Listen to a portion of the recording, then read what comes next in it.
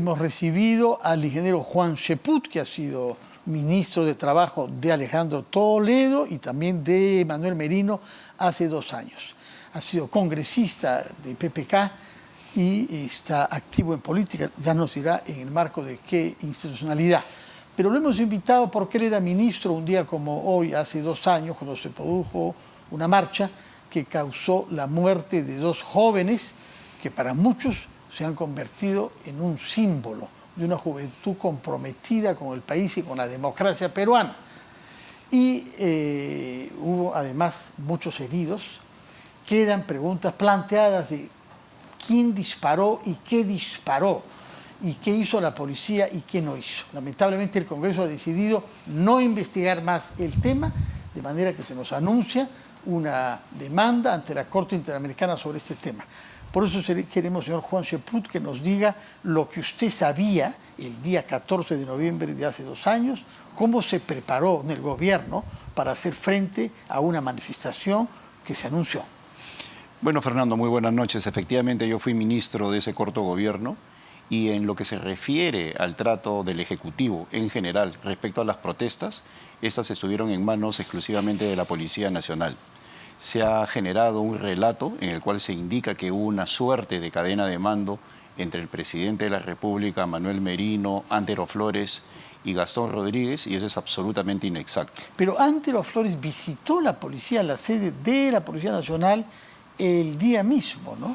Claro, pero... Es bastante excepcional que un primer ministro acuda a hablar con la policía en la sede policial y no en su oficina, cuando se sabe que han habido ya incidentes los días previos y va a haber una manifestación que se preveía peor. Claro, pero fue una cuestión eminentemente informativa, ¿no? No había ahí ningún tipo de presión sobre la policía ni cosa por el estilo. Aún más, la propia Policía Nacional del Perú, como lo dice el informe Cabero, es autónoma en su funcionamiento. Y todas las personas interrogadas han manifestado que no recibieron ningún tipo de presión. Yo creo que más bien, y en eso estoy de acuerdo contigo, que esto se tiene que investigar profundamente, pues yo estoy dentro de los convencidos que acá ha habido personas ajenas a la manifestación, infiltrados, o de repente personas contratadas en las barras bravas, que fueron las que ejecutaron este asesinato, de manera involuntaria de repente, pero que fueron los causantes.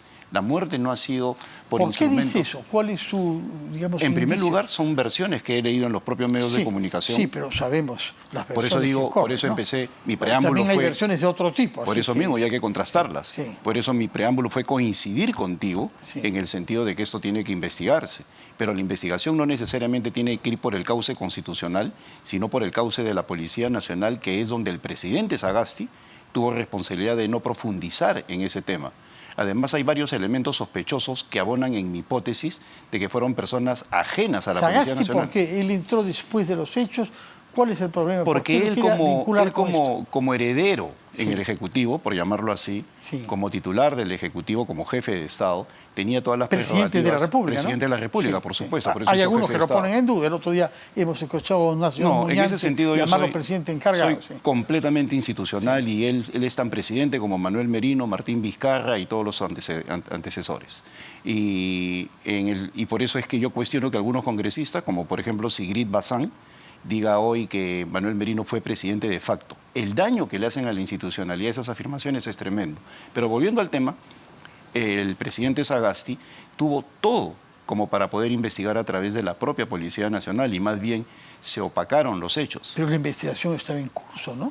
Bueno, pero no se concluyó y el tiempo era... Tanto en sede parlamentaria como en la policía y en la Pero fiscalía. lo que quiero señalar es Sí. los elementos que desde mi punto de vista son incongruentes.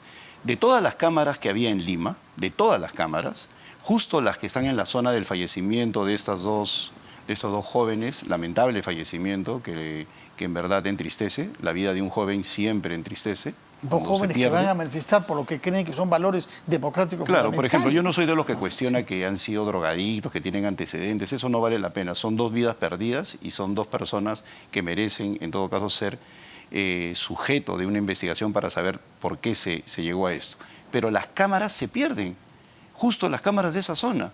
Entonces, las versiones que yo he recibido y que están como motivo en los medios de comunicación son que se contrató a barras bravas, porque mira, Fernando, tanto tú como yo estamos metidos en política, tenemos cercanía a la política desde la universidad. O sea, no somos ajenos a eso. Y yo he participado en casi todos los eventos políticos, las movilizaciones sociales del año 92 hasta la fecha. Y entonces, yo sé que la violencia no es parte, no es característica de la sociedad limeña, esa violencia extrema que hubo en esa marcha. Esa fue definitivamente producto de gente marginal, que no se ha investigado a profundidad, de barras bravas. Inclusive hay chats que no se han mostrado, pero que a través de las redes sociales se han evidenciado. ¿Por qué excluye usted que esos disparos hayan podido ser hechos por la policía? No lo excluyo. Lo que Pero he señalado... usted subrayando barras No, bravas, sino que estoy infiltrados. contraponiendo otra hipótesis. Lo que he dicho al inicio es que se tiene que investigar porque hay elementos contrastantes. Por un lado, quienes señalan que es la policía, y yo argumento, al igual que en el caso del congresista Cavero, porque es la versión que he recibido y la versión en la cual yo creo, a pesar de que tendría que ser corroborada con una investigación. Pero ¿por qué que la Cavero policía... impidió que la investigación continuase? No. Porque para lo que ha servido Ya, su mira. informe, que no se investigue más. Pero eso que tú señalas no es impedir. Yo he sido miembro de la Subcomisión de Acusaciones Constitucionales. La subcomisión no es una instancia judicial, jurídica. Lo que tiene que ver el delegado de una causa en una denuncia constitucional es que el asunto no se politice, es decir, no se utilice un hecho para quitarle la inmunidad a una persona aforada, a un funcionario, en este caso como el presidente de la República, un ministro. Entonces, los hechos no son suficientes para quitarle ese aforo. Eso es lo que plantea el congresista Cavero. Si estuviéramos en el Poder Judicial, si estuviéramos en la Fiscalía, el trato es otro. Esa confusión de creer de que el Congreso necesita de pruebas contundentes, necesita de una serie de cosas. No, es pero la que fue un poco ligera la investigación. Usted menciona, por ejemplo, las cámaras. No funcionaron las cámaras en la esquina en la que se produjeron esos dos asesinatos. Usted parece que cree que son asesinatos, ¿no es cierto? Yo creo de que la muerte no vino de la policía, sino de terceros. Ya, usted sostiene que las cámaras habrían sido revisamos el video de esta conversación, retiradas. Verás que señalo lo siguiente, ¿no? Extrañamente se pierden, y por otro lado lo que acabo de decir es que ha habido elementos ajenos, marginales, y son instrumentos que no utiliza la policía. La policía no utiliza perdigones de plomo. Habría centenares de muertos en todas las marchas. Eso, ¿cómo Cavero también está tan seguro en su informe? No ¿Cuál es la que prueba? Lo que sucede es que hay elementos de investigación de la propia policía en ese sentido. Y lamentablemente el informe de la fiscal es altamente politizado porque se basa en elementos que no están... ¿Cómo puede decir que el informe Cavero no es politizado, sino objetivo y conduce a un fin loable, mientras que el del fiscal sí? No, lo que sucede es lo siguiente, que cuando la fiscal plantea la denuncia constitucional sobre la base de hechos que no están corroborados, lleva a que el parlamentario diga de que como no hay hechos sustantivos como para poder levantar la inmunidad, no se puede seguir adelante. Esa es una situación completamente válida. Resultado, vamos a terminar ante la Corte Interamericana. No, el resultado debería ser que la policía debería profundizar la investigación porque le conviene a ellos mismos. Lo extraño es que los diversos ministros que ha habido sucesivamente no se han dedicado a ese tema cuando tienen toda la potestad de hacerlo. Eso es lo extraño. Y por otro lado, es importante señalar lo siguiente. Se le quiere atribuir responsabilidad al ministro Gastón Rodríguez. Yo he sido ministro de Trabajo y a mí no me entregó el cargo el señor Javier Palacios. Y esa es una falta constitucional. Y en el caso de todos los ministros de Manuel Merino, no recibieron la transferencia de cargo como corresponde para que de esa manera se deriven las responsabilidades de manera adecuada. El propio ministro del Interior tuvo que vérselas en la cancha sin que exista la posibilidad de saber cuál es el estado de la situación. Bueno, él había y lo mismo sucedió con comandante Ángelo Flores Arado. De acuerdo, pero ser general no estás... Comandante general creo que había sido. Tú puedes ser comandante general, sí, pero no estás inmerso en la dinámica del Ministerio del Interior. Y yo no entiendo por qué la Contraloría no empezó proceso contra Walter Martos y todos los ministros de Estado que no procedieron a entregar. En todo caso, por lo que ve usted, todos están en falta. El ex primer ministro Martos, la Fiscalía, todo el mundo, no, menos el señor Cavero. No, en absoluto. Yo creo que Alejandro Cavero ha hecho una buena labor y no estoy eximiéndole de alguna falta. Lo que estoy diciendo es que su informe tiene sustento y no hay que verlo desde el punto de vista jurídico, sino desde el punto de vista constitucional.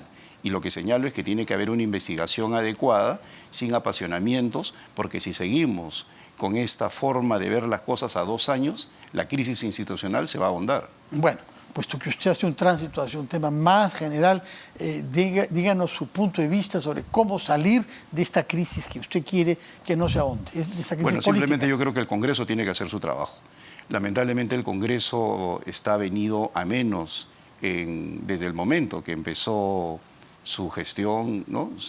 Las legislaturas correspondientes, y no ha cumplido con el control político de manera adecuada. En aras de defender las famosas balas de plata, ha permitido que un personaje como el señor Aníbal Torres permanezca en el cargo, polarizando al país, adjetivando permanentemente a aquellas personas que estén en contra del gobierno y generando las condiciones para un caos permanente. Sin embargo, si ese señor permanece en el gabinete es porque el Congreso lo permite. Yo, la verdad, nunca he visto parlamentarios... ¿Qué debería hacer? No tienen los votos para una vacancia. Pero sí para una censura del Premier. ¿Por qué no le quitan los alfiles? ¿Por temor a perder la bala de plata? Sí. ¿Por qué permiten, por ejemplo, que se disuelve el Congreso y que pasemos a ser gobernados por decreto de urgencia? No, porque yo estoy absolutamente seguro que si le quitan a Aníbal Torres, esa es una falacia que no creo que tenga sustento en la realidad. Es el temor que ellos tienen. Yo creo que es fundado o no. Es un temor, por eso es una falacia de temor. Y claro, porque es un temor, así como hay falacias de autoridad, que dice, si yo no lo digo, no vale nada, en este caso... Aseverar eso significa... ¿Pero no piensa usted que el gobierno quisiera cerrar el Congreso? No, si porque este Congreso le es funcional. Si el Congreso... Pero si es que derriban el gabinete Si el presidente de la República cierra este Congreso, tendría que convocar elecciones. Y si convoca elecciones, se va a encontrar con otro tipo de parlamentarios que no necesariamente tienen los niveles de experiencia que tienen estos señores. Y la situación cambiaría completamente. Lo que pasa es que ¿Sería partidario entonces de ir a elecciones anticipadas? Yo lo que creo en el Congreso, es que en política la debilidad nunca paga. Y la debilidad que está mostrando el Congreso sirve de acicate a un Ejecutivo que permanentemente lo pone contra las cuerdas. Tomamos nota entonces que el Congreso puede incluso ir a su disolución para que hayan elecciones que modifiquen. A su disolución no.